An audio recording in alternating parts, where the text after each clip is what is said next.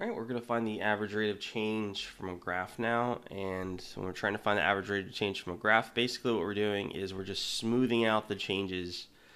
And what that does on a graph is it creates a straight line.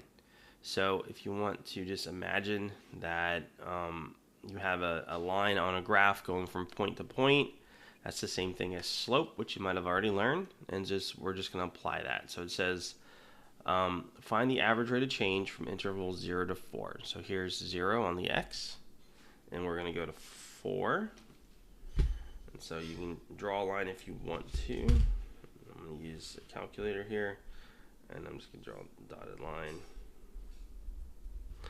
Just to kind of show that's what we're doing. We're cutting straight across. And so my change in x is 4, and this should always be a positive value. And we can see that it went up. It went up from 1 to 6. It went up 5, and that's it. That's our average rate of change. Okay, and now I'm just going to do the same thing with 0, 6. And I'm not going to draw a line this time. We went up 6 on the x. And we went from 1 to 9 on the y, which is 8. It simplifies to 4 over 3.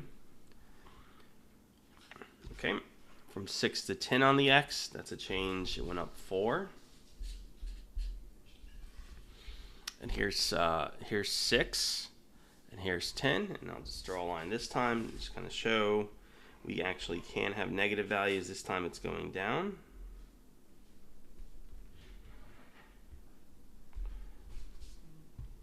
Okay, and it went down from 9 to 4, so it went down 5.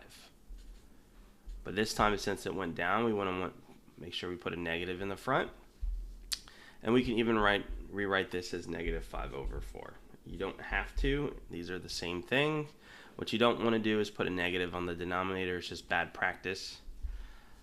Okay, and now we're just going to the last 3 real quick. So now that we know what to do, from 1 to 2, that's a change of x and 1. And we can see from 1 to 2 over here, it went from 4 to 4, so it didn't change at all. So that's 0. Okay, from 2 to 6. It's a change of x of 4. We can do that without even looking at the graph. From 2 to 6 is 4. From 2 to 6, it went from 4 to 9. That's 5. So 5/4 once again. And then from 7 to 10, that's a change in x of 3. From 7, it's at 7. 10, it's at 4. So it went down 3. Went down 3. So this can be reduced to negative 1. And that's how we find the average rate of change from a graph.